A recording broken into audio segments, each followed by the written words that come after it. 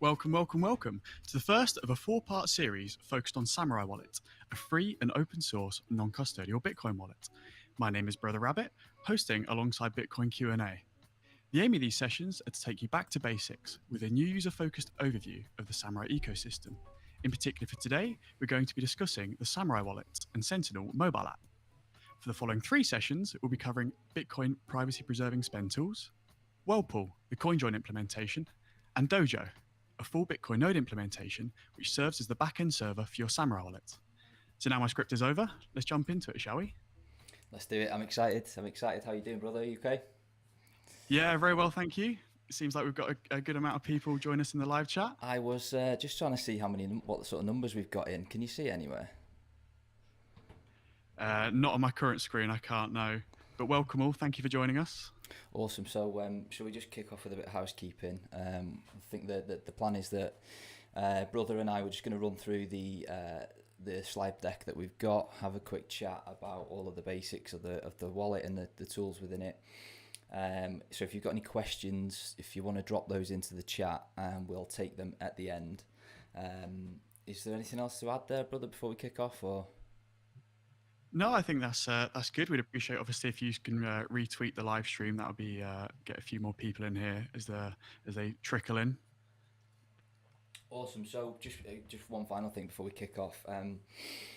This one, sorry, I'll make our apologies to the OGs in the room. This is going to be a bit basic for you guys, but that's kind of the point. Is that we've had some awesome streams from the Bitcoin Enemies team where they've sort of covered all of the Samourai Wallet features, and they are really good at sort of getting into the nitty gritty and the technicals and stuff, which can be quite overwhelming for some new users sometimes. So the aim of these four sessions is to really sort of take it back to basics, to help everybody that's coming into the space and coming into, hopefully starting to take their privacy a bit more seriously, and they want to get to grips with Samourai Wallet. This will be an awesome resource for those guys. Right, so let's kick it off, shall we? If I can click onto the right screen, it would help. There we go. So what is Samourai Wallet? So Samourai Wallet is one of the OGs in the wallet world. It was started in 2015. It's completely free and open source. There's no purchase necessary, and all of the source code for the wallet is completely out in the open, so that any of the technical wizards out in the space can scrutinize all of the code and make sure that everything that's going on in the wallet is honest and is there's nothing untoward going there. We've just got Brother Rabbit dropped off. I think he's just dropped me a message. Typical. Are you there, brother? Wonderful. He's not. Okay, I'll carry on while he joins in again, hopefully. So the wallet is Android only. So sorry to the iOS users. There is there's no hope for you really. You're gonna have to get your hands on a cheap Android phone to get access to the wallet. Unfortunately, the wallet comes with a massively extensive feature list, which we're going to be giving an overview of all of the main ones over the next four sessions. And we have a massive. The wallet has a massive focus on privacy again, and the feature set that's built within the wallet is testament to that really, which we'll obviously be getting into as well. And finally, there's no personal identification required for the wallet. You can, there's no accounts, no email, no phone number, nothing like that. So you can be sure that the wallet is as private as the guys say it is really. Brother, are you back? I think you're back in the room, are you? Yeah, I'm back in the room for now. Apologies all. I've just had to restart my computer. So Q, if you just want to take the lead, and I'll be with you in 2 moments. Awesome. Okay. So let's move on to the next slide. So where can you download Samourai Wallet? So there's three main ways that you can get your hands on it. There's obviously the Play Store, where you will be familiar from downloading your apps. The Google Play Store. You can get a direct APK file from SamouRaiWallet.com, which is essentially it's exactly the same file, but you can download it directly from the team's website. Or you can use F-Droid, which is a free and open source app store, and that comes packaged with any of the alternative Android operating systems like Calyx or Graphene OS. So those are the three main ways you can do it. So a brief overview on the features.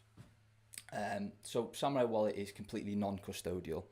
So what that means for the layman is that you are always in control of all of the Bitcoin held within that wallet. As long as you've got your backup safe, which again we'll be touching on a bit later on, you can be sure that you're the only one who's in charge of all of the sats within your wallet. It defaults to Tor connectivity, so that enables some network level privacy, so that you don't have to share your IP address with the Samourai servers if you choose to use their server as a backend, which most new users will do when they initially download the wallet. But conversely, you can also connect to your own node in the Samourai world. That's called Dojo. So the absolute most private way to operate your Samourai wallet is to do so via connecting to your own dojo, which again we'll be covering in greater detail in week 4. But don't let that sort of overwhelm you. If you're new to the space, you absolutely don't. It's not a requirement to use the app to have your own node set up. It's something that you probably look to strive towards and to sort of work towards to be the most private as you can be. Brother, do you want to take over? You up to speed now?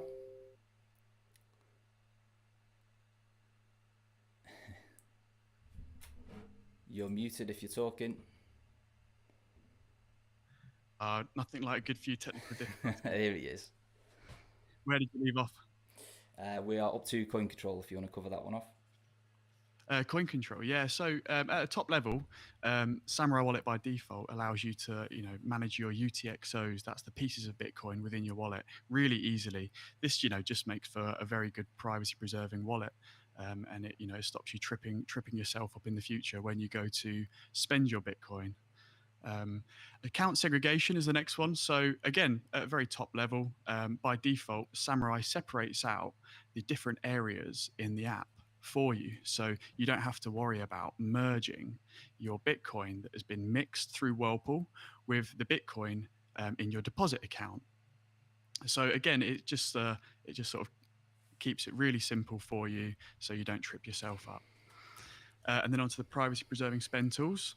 We're going to cover these in the next session, but as a quick top level, there's 4 different types of spend tools. And then onto Soroban. Do you want to take that, Q?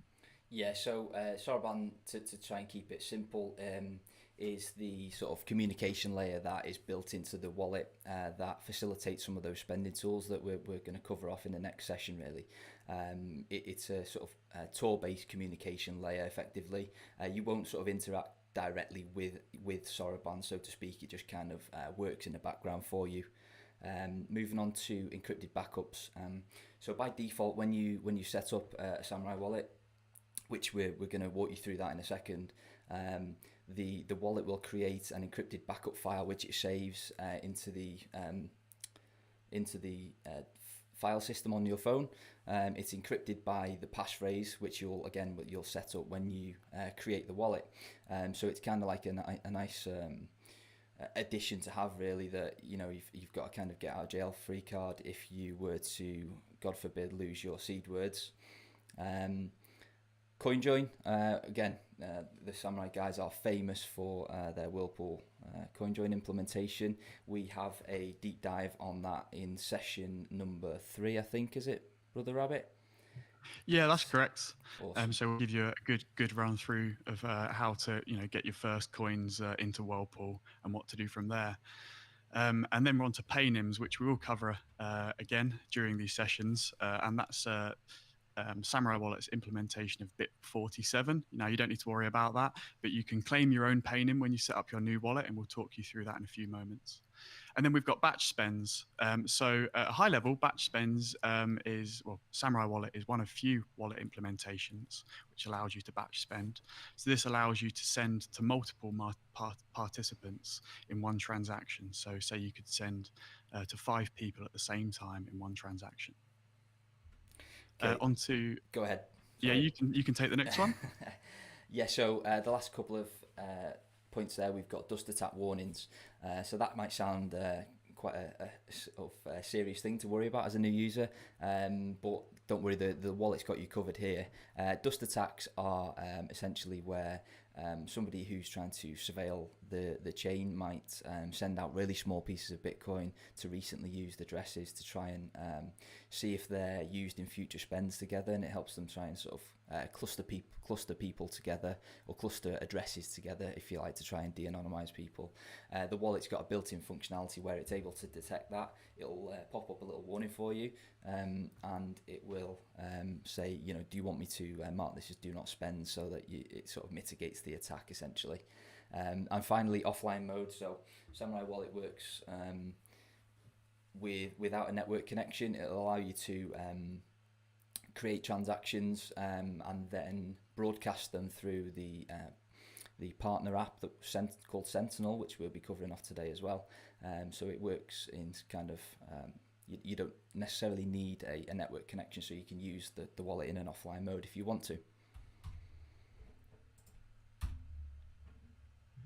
Perfect. So that was a little bit of an overload of information for you. So now we're going to take you through how you go about setting up your Samourai wallet. So after you've downloaded it, either through the Play Store, which I don't recommend, through F-Droid, which I do recommend, or through the direct APK file from Samourai Wallet, you're greeted by the welcome screen. And the first thing you're going to see is it's going to ask you where you'd like to choose for your encrypted backup to be saved. So this is important. Choose a good location on your phone. So this will be the place that your encrypted backup is automatically saved to each time you exit the app. And then the next screen you're going to be greeted with, we always recommend for you to enable Tor. So as Samourai is default over Tor, this is best for your privacy and hides your IP address. So you just touched on something there just quickly about that you don't recommend the Play Store. That might kind of worry people. Do you want to just sort of cover off quickly why that might be? Yeah, certainly. I think we're going so far to sort of preserve our privacy. We often recommend using de-Googled phones, and so it's all about sort of doing what we can. We've come this far to downloading at least getting to download a privacy preserving wallet. By downloading it through the Play Store, I guess you're letting Google know. Oh, by the way, I've got a Bitcoin wallet on my phone. So if you want to do that, it's up to you. But I think for best practice, you can either download it through F-Droid, and sometimes the beauty of F-Droid is you can it'll automatically update your Samourai wallet when a new update comes out. So if that's something you'd like to go for, that's a good thing you can do. Or you can download the .apk file from Samourai Wallet's website. And so those are the two best privacy methods of downloading an app. Perfect, thank you for that. Right. So the next step when you're setting up the wallet, again, probably a bit more for advanced users. Again, we touched on the most private way to use the wallet would be to do so through your own, having it connected through your own dojo.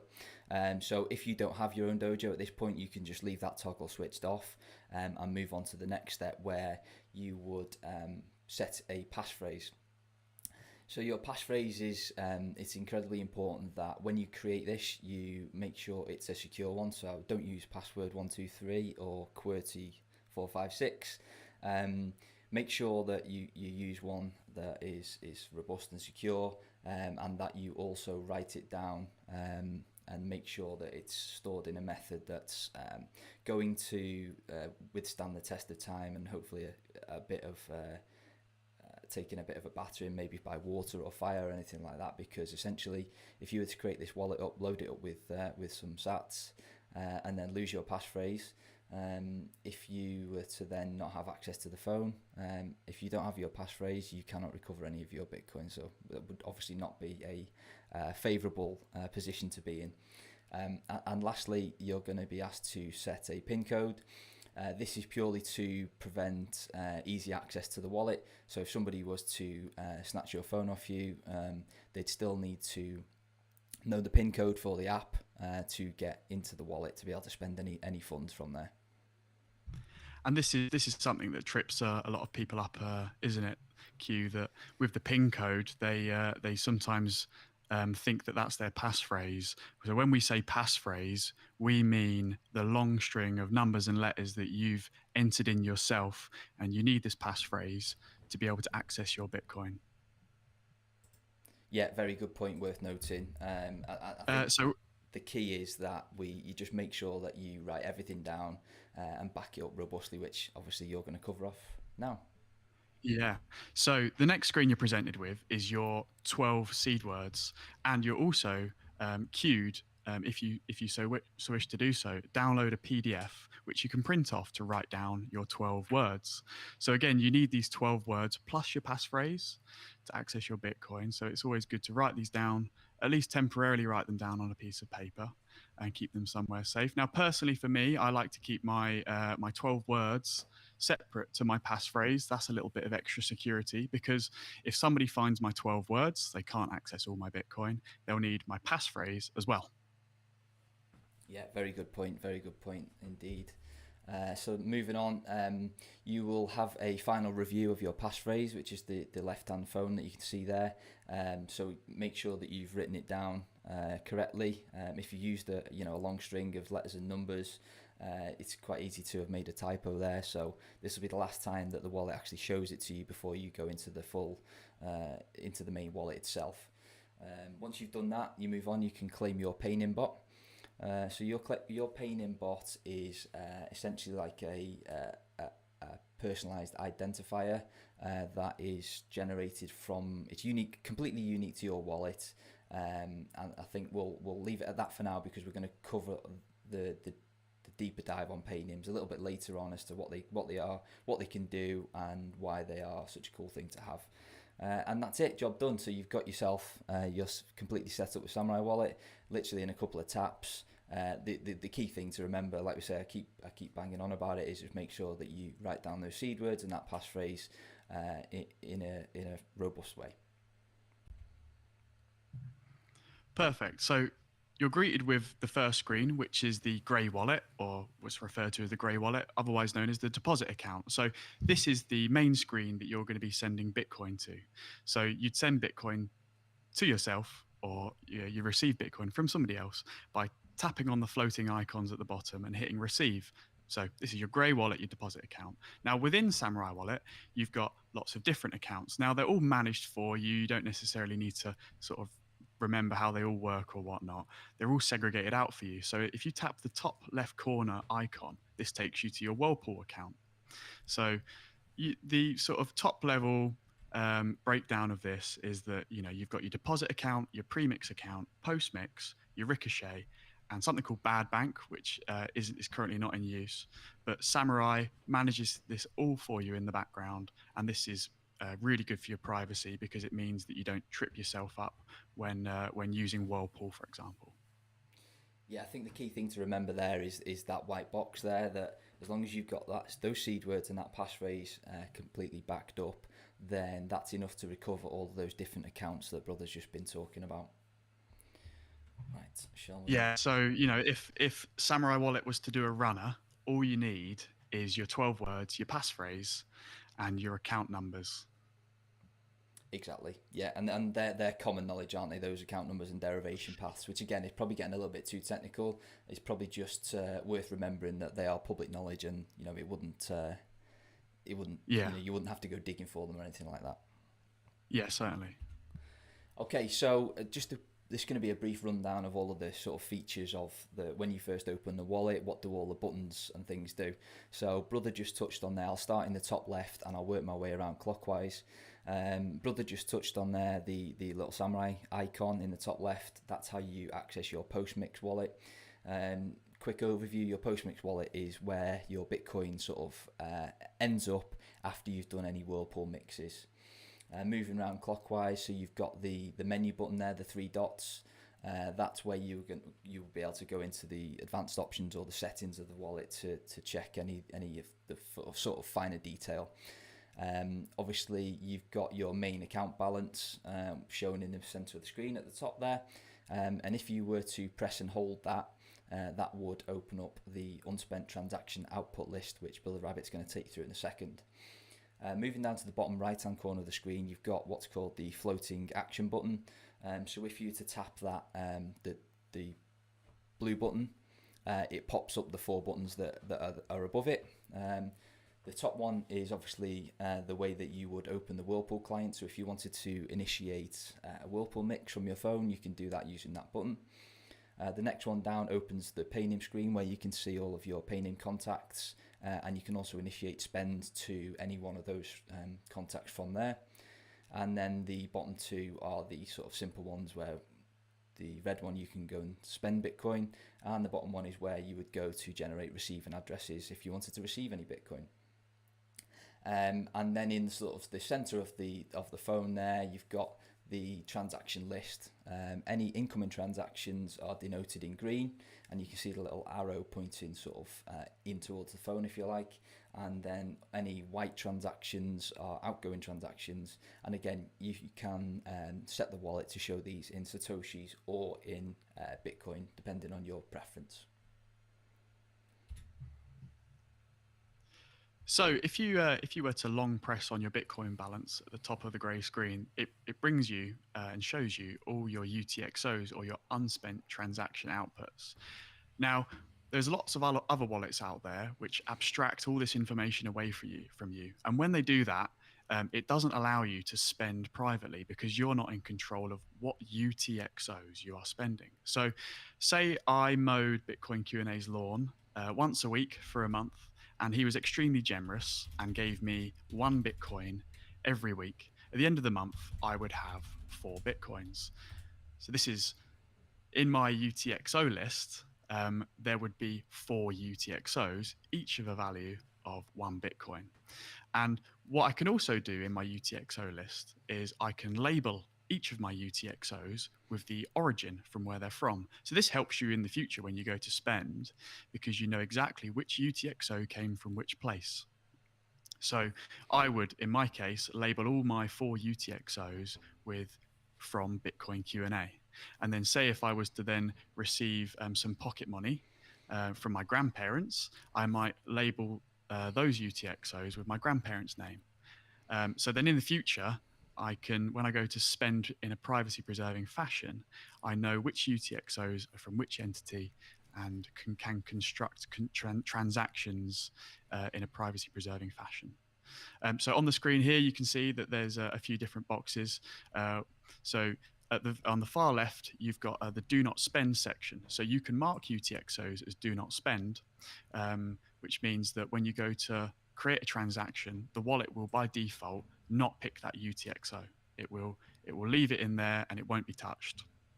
And then on the screen in the middle, you've got we've opened up one of the UTXOs. At the top, it displays the TX ID, the amount of that UTXO, the address which that was received into, the spend status, so whether that's marked as do not spend or spendable, and any notes or labels you have manually inputted. And you can manage each UTXO using the UTXO action button in the top right corner. And that brings up the UTXO action lists. So that all sounds super technical. So are you saying that I need to go and kind of pick which piece of Bitcoin that I want to spend every time I want to spend, or will the wallet do that for me if I'm not bothered?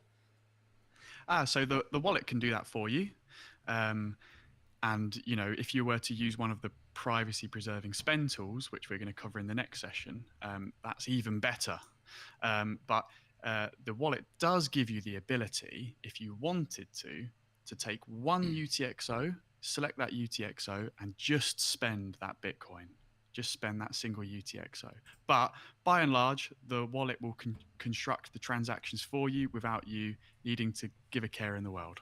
Okay, that's good. And so why would somebody want to spend just one single UTXO? Can you give us an example as to why that might be a good thing?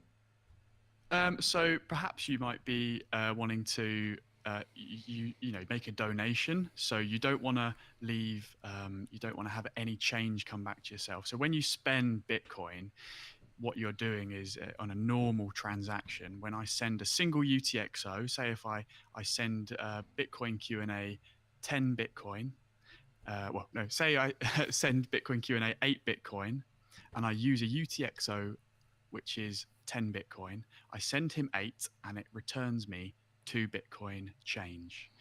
But if I wanted to spend a whole UTXO, I would select in the UTXO management screen, I would select that 10 Bitcoin UTXO and spend the whole amount. So there would be no change for me to manage. That's getting a little bit technical, and hopefully when we come to the spend tools, we might be able to break that down a little bit more. Awesome, thank you for that. Okay, so backups, there seems to be a theme here where we're talking about backups quite a lot, but they are massively important. So the wallet creates two different types of backup. The first one I'll cover off, which I've sort of dubbed the analog backup. This is kind of the dumb backup, if you like. This is the method of writing down your 12 seed words, or you can stamp them into metal as well. And why would you want to do that?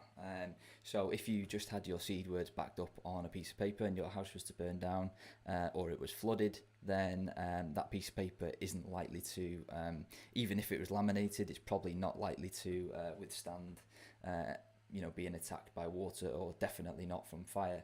So metal backups kind of give that far more robust feel, and just you can be sure that those words are going to withstand a lot more than just a piece of paper would.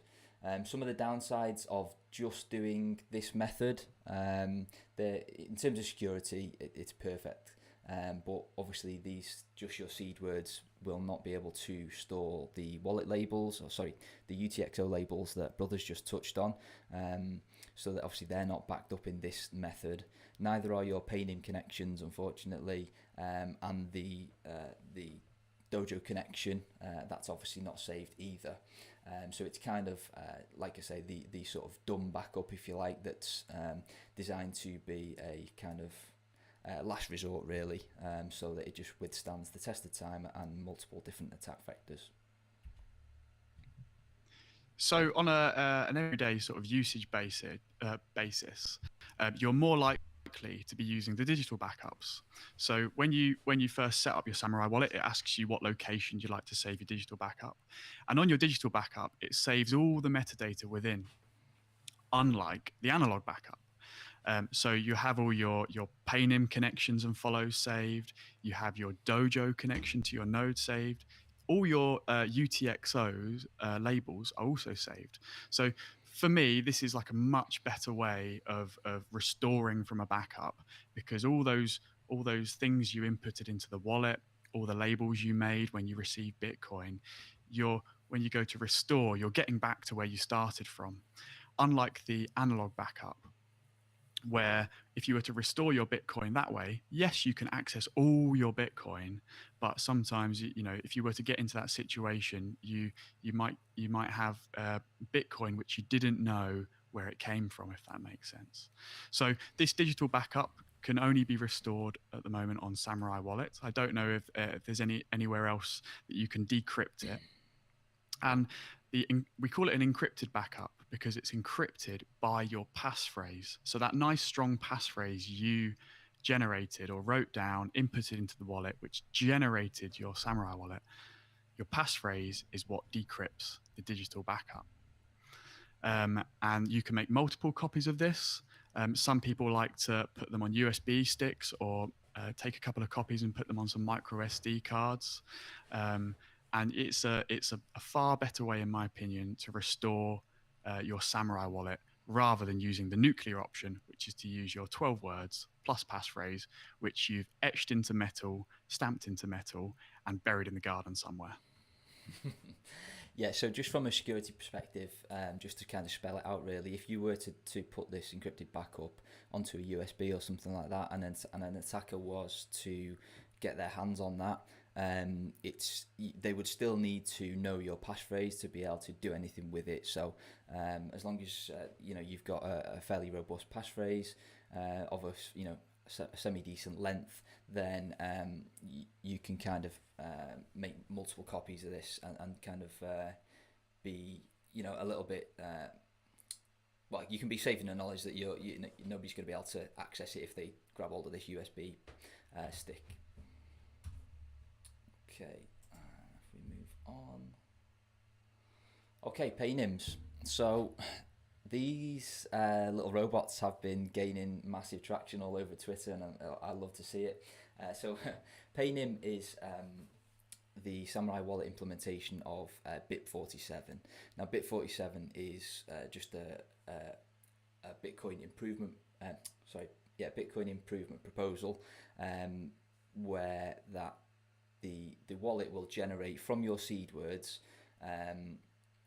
a unique Paynim address. Now that Paynim address is what you can see here, which is that long string of numbers and letters called PM8. It always starts with PM8.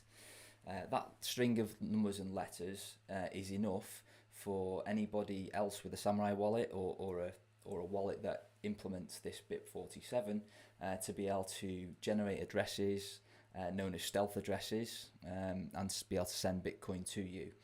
Now these stealth addresses are called so because the way that they're generated is using a secret from the person who's paying you. It uses a secret from their wallet plus your payment string to generate a unique address. So only the person who is paying you knows that the address generated belongs to your wallet.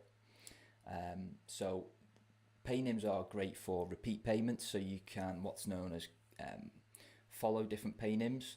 As you can see there, there's a list of a couple of hundred of them.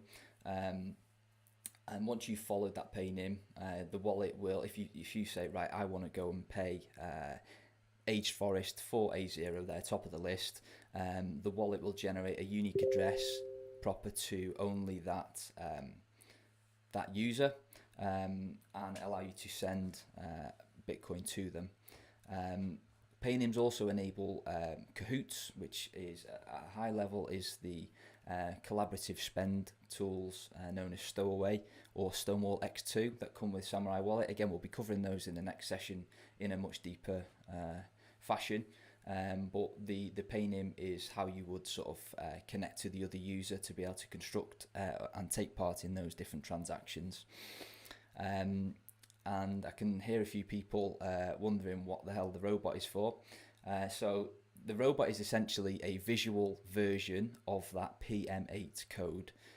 It essentially uses a kind of hashing algorithm to generate the image from that code. So you might see a couple of these paynims that look fairly similar, but due to the nature of how they're sort of created from that code, you can be sure that each one is absolutely unique, and they also make great Twitter avatars. So the wallet will kind of, when you set it up, as we touched on earlier, the wallet will spit out one of these paynims for you. So if you wanted to, say, take donations on Twitter or be able to receive payments while you're kind of not around, all you need to do is put a link to your paynim. There's an example just here, paynim.is/latestar8e1c. And you could just share that on your Twitter bio, and anybody else with a Samourai wallet can send an unlimited amount of payments to new addresses at will, basically. And I like paynims as well because, before paynims, if you wanted to receive Bitcoin from your mate the other side of the world, even though you should be using end-to-end encrypted messaging app, you would have to paste your Bitcoin address over that messaging app. So if that was compromised and somehow that messaging app was harvesting your messages, like we have to trust WhatsApp's end-to-end encrypted messaging service. We have no knowledge that they're actually harnessing our messages. With paynims, there's no need for that. All you have to say is Bitcoin Q&A. I'm going to send you a payment. Open up your Samourai wallet and start receiving, and this just gets communicated over that what Bitcoin Q&A mentioned before, over Soroban, which is a Tor communication network or Tor communication system. So there's no need to share Bitcoin addresses anymore, in my opinion.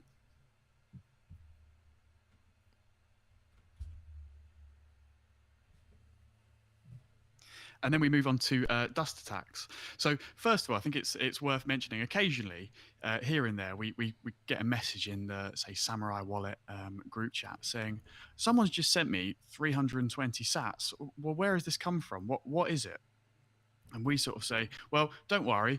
All somebody has done, maybe an entity, looking on the blockchain, because there is a public blockchain. They've seen one of your addresses that you've previously used on the blockchain, and they've sent a small amount of Sats to your wallet. Now, this becomes a problem because what that can be used for is if you've not got a smart wallet like Samourai Wallet, when you go to spend in the future, that small dust amount, let's say 320 Sats, could get combined into one of your transactions.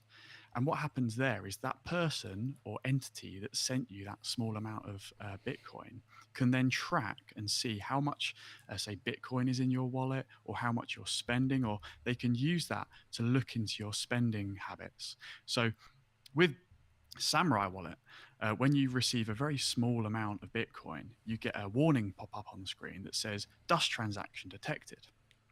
And it gives you the option to either ignore it, say perhaps you've been sent 320 Sats and you knew it was coming, but more often than not, it's a dust attack. So you would mark that as unspendable. A little bit like what I described earlier with the UTXO screen. This 320 Sats would be marked as do not spend. So in the future, you don't need to worry about that dust anymore. When you go to construct a transaction, that'll just be ignored. So there'll be no way in the future for that entity that sent you that really small amount of Bitcoin to snoop on you for your future transactions. Is there anything I've missed there, Q? No, I don't think so. Again, just to spell it out. So once you've marked that as do not spend, there's essentially no other user input that needs to happen. Is that right? It'll just kind of sit there forever and a day, and the wallet will essentially just ignore it. Yeah, that's right. That's right. So it will still be in your wallet. I mean, if my advice is you don't want to spend it because otherwise someone looking on the blockchain can see how you've spent that. And also, if you do go to spend it, it tends to be that small amount of Bitcoin is so small that you struggle to spend it with the on-chain fees. Now, at the moment, that might not be so much of a problem. People listening back to this will probably relish in the fact that we're getting 1 sat per byte transactions through. So, yeah, like you say, just mark it as mark unspendable and then forget about it. Yeah, I know we said we weren't doing questions, but it is relevant. It's a quick one. Somebody's just asked, is the dust recovered if you restore by seed words and passphrase? Yes, it absolutely is. It's recovered along with everything else in the wallet. Okay, Sentinel. So Sentinel is a separate app to Samourai Wallet, but very much a complementary one. So Sentinel is the Samourai Wallet implementation of a watch-only wallet. So a watch-only wallet is essentially a wallet where you can receive Bitcoin into but cannot spend from. There is absolutely no private keys, which are the sort of prerequisite to be able to spend Bitcoin. There are no private keys in Sentinel. What you import is something called an extended public key, which you can do so by simply scanning a QR code, and that enables you to receive only. So you might be, Sentinel's great for, the way I use it personally is, I can watch all of my different wallets. I've got, I'll have a hardware wallet on there. I've got the different accounts in my Samourai wallet on there, and I can quickly flick back and to between all of them to see if I've received any sats, or if I've got any remixes on Whirlpool. You can download Sentinel via the Google Play Store, or again as a .apk file, which can be found at samourai.wallet.com. Again, very similar to Samourai Wallet, Sentinel operates over Tor, and you can absolutely connect to your Dojo connection, to your own Dojo, should I say. And finally, probably a little bit more for the advanced user, but worth noting that Sentinel is able to broadcast raw transactions. So if you were to use Samurai Wallet in an offline manner.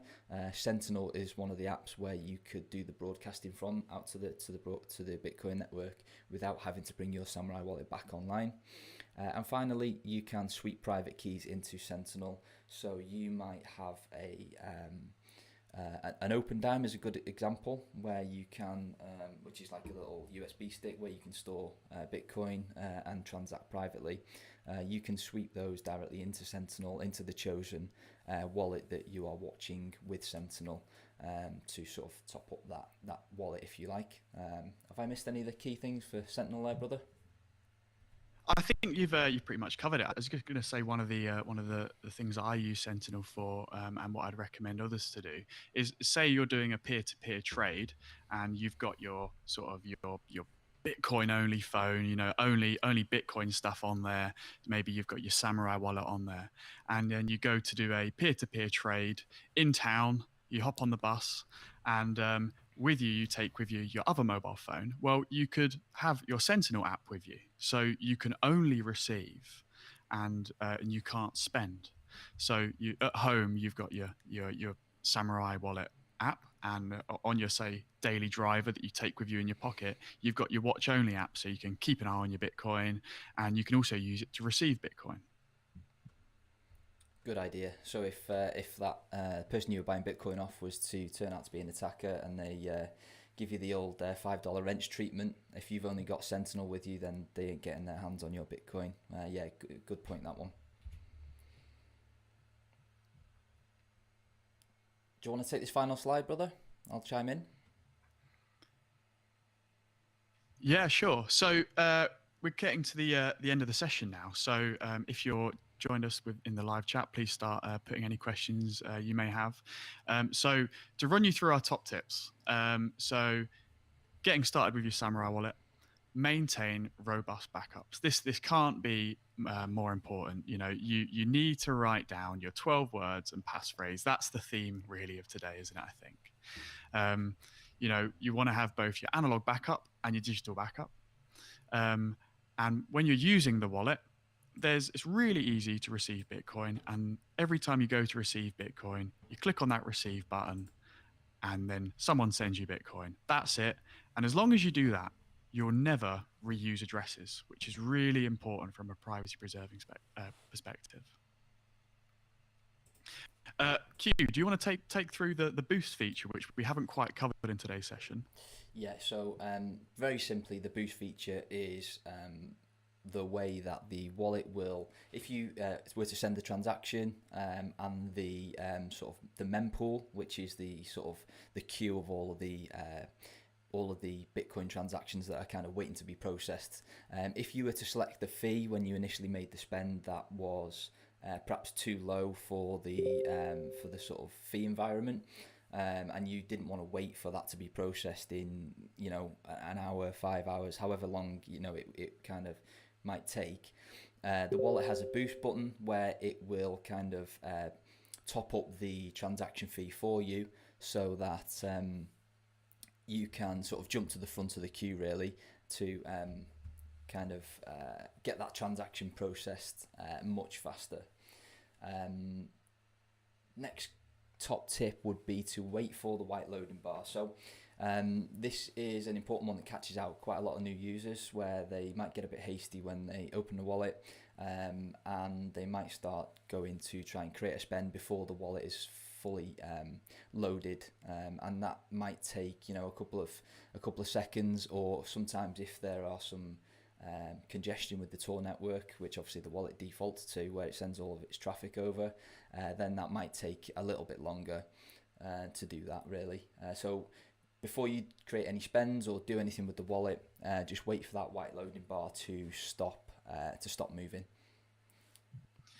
And my number one favorite is the next one, because it's the one that I use the most through my daily life and everything. As of today's recording, is turn it off and on again. So with Samurai Wallet, the way to do that is you want to go into your settings on your phone, or you long press on the app, and you go to the info button, and then you force close the app, and then you open it back up again.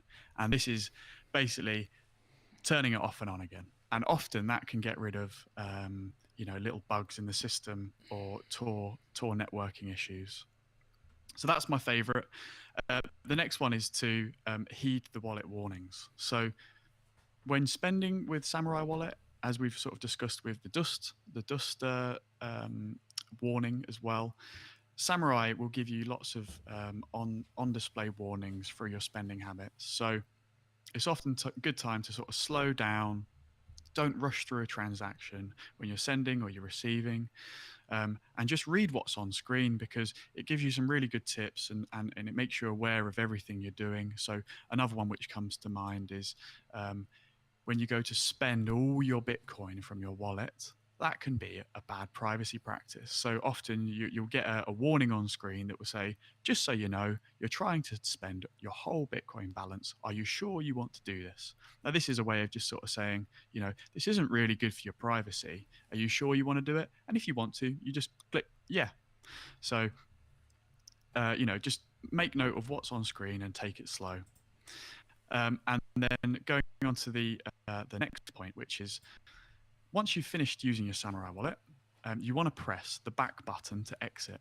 And when you press the back button to exit, it will come up with a warning that says, are you sure you want to leave, or are you sure you want to quit? You hit yes. And that serves for two purposes.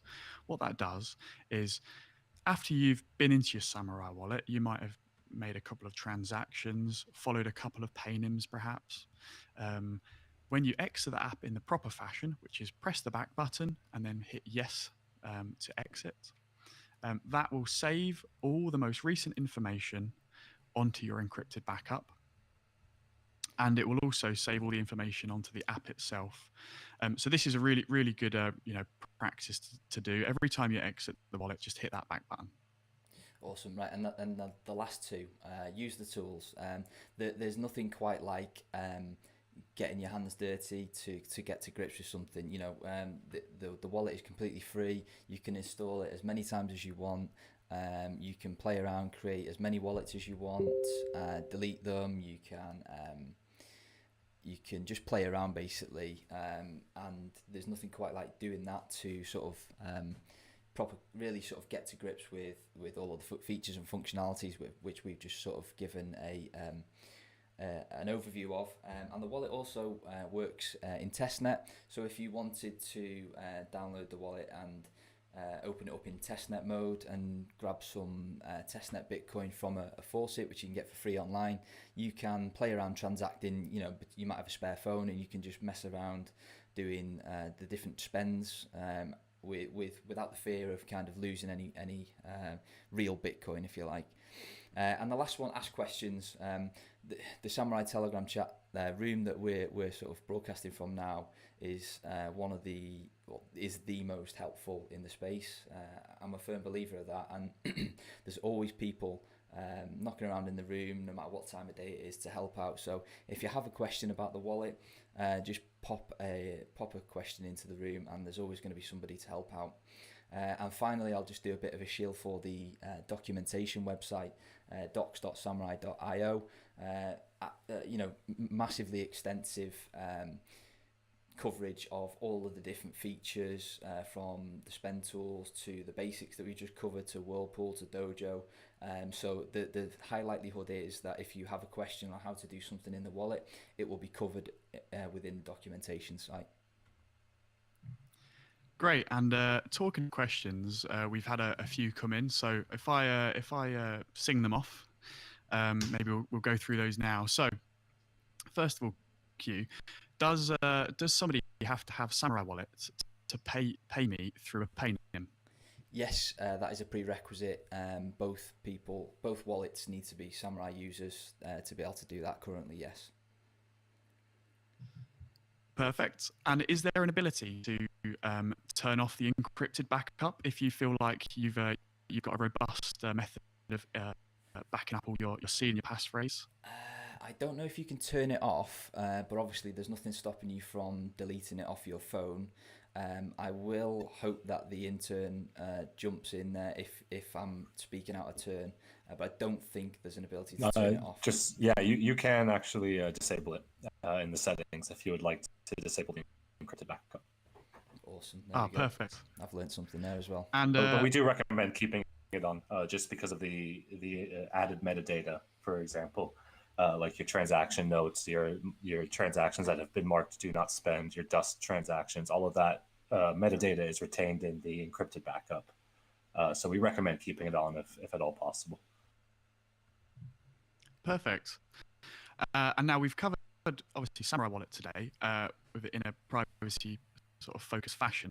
And there's a question here not related to the Samourai Wallet necessarily, but I think Q, you're a good person to answer this one. Have you got any recommendations for Android phones or guides, or looking into wanting to de-Google their phone to become a little bit more private in that fashion? Yeah, definitely. So I would recommend installing an operating system called HALUIuBj7, which works on all of the, ironically, on the Google Pixel range of phones. I would advise going for the Pixel 4 or newer than that, if you know what I mean. I'm not sure how long they're going to support the 3.4. So you can install HALUIuBj7. You go out and buy the phone, install HALUIuBj7 yourself if you have the know-how to do so. It's pretty easy, and I've got a guide on it on my website at bitcoiner.guide/HALUIuBj7. However, if you didn't want to go through the trouble of doing that, or that sounds too difficult for you, if you go to mamushi.io, you can buy a Google Pixel device pre-installed with Calyx, ready to go out of the box. Wonderful, that's great. I'm also running Calyx, and it's fantastic, isn't it? We've got a next question here. Someone's asking about when they go to their Paynim area of their wallet. What's the difference between follow and connect? So you're presented if I was to search for Bitcoin Q&A's Paynim, I'm presented with the option to first follow, and so I click follow, and then after that I get given the option to connect. What is that? Yeah, that's a really good question, actually.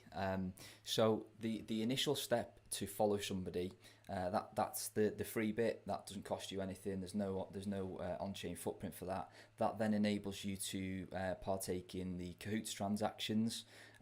So they are Stowaway if you wanted to pay another Samourai user, or Stonewall X2, which is where you were to spend to a third party with the help of another Samourai user. We'll be doing a deep dive on them next time, but that's the kind of prerequisite, is that sort of that follow step to be able to do that. The next step after that would be to connect to someone, which is where they're talking about the small fee that's involved. That small fee is essentially what's called a notification transaction that is kind of embedding some metadata into the blockchain itself, so that if you were to recover using your analog backup in a couple of years' time, you'd be able to sort of recover that Paynim connection. So why, in the most part, you probably wouldn't need to do that step. But it does, if you wanted to pay directly to another Paynim without using a stowaway transaction, so you just wanted to be able to generate stealth addresses and just pay them as and when you wanted to do that, that is the prerequisite, is that connection transaction.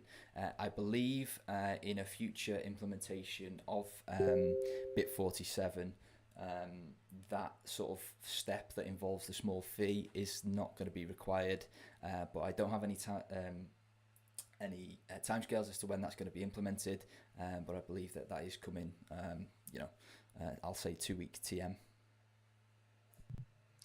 Yeah, perfect. And I think if you're just an everyday Samourai user, normally you only need to follow. So you only need to follow a Paynim. If you were to be, say, like a business that was paying your employees, you might consider connecting to each of your employees, and that way you can send them Bitcoin offline when they're offline. But just by following alone, that allows you to use the privacy preserving spend tools as long as the person you're spending to is also online. The next question here, and I think the answer is gonna be my favorite, is my wallet is showing a balance of 0 sats. Any tips of how to get it showing my real Bitcoin balance? So this is a little bit more of a kind of nuanced answer, I guess, because it kind of depends whether they're running their own dojo. because if they're running their own dojo, and that might not be functioning correctly, that can be one of the key ways that you might see a zero balance in your wallet. Another cause of it sometimes can be issues with Tor connections. So we touched on earlier about force closing the wallet, switch it off and go back in again. 9 times out of 10, that's probably going to fix your issue. Otherwise, it's likely to be a dojo issue, at which point I'll start to look to see if your node is running as it should be, I guess. Yeah, and if in doubt, hop on the chat and ask some questions. There'll be people to help you out and talk you through how to troubleshoot. So my first favorite one is turn it off and on again. If that doesn't work, then ask some questions. We've got a couple of questions here. Samourai Wallet, if you like to answer these, I think you'd be best poised. The first one being, is there going to be an ability in the future to use PSBTs with Samourai?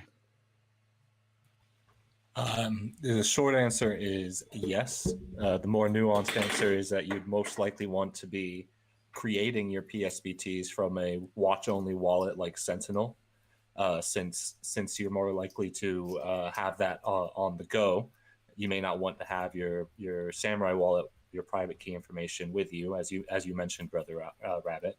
So the most likely workflow will be creating the PSBT in a third-party app like Sentinel, and then broadcasting or then signing the PSBT with your Samourai wallet, and then broadcasting it either with your Samourai wallet if it's online or with Sentinel if it's offline. So that's the longer answer, but the short answer is yes. Perfect. And then the final question I think for you is that it's often raved about that Samourai used to have something called stealth mode, which is where you could hide the app on your phone and you'd key in a number into your keypad, onto your telephone keypad, and it would make your Samourai wallet pop up. Is there any way in the future this feature could make its way back? Yeah, so that was one of our most loved features. It was available in the wallet right from the first version we released in 2015, and it was labeled stealth mode. I believe it was from Android 7, but maybe it was 6. Google made some changes.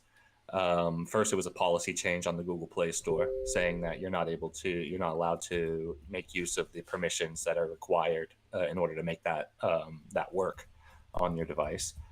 So to get around the Play Store policy restrictions, we released what we termed Google Banned APK, and you could sideload that and get around this restriction and still make use of the feature. But as Google is apt to do, they turned the policy decision of the Google Play Store and actually made changes at the Android level in future versions of Android. To make it just completely impossible, even if you have the side-loaded version of the APK. So it's not possible in the same way on the default versions of Android that Google provides.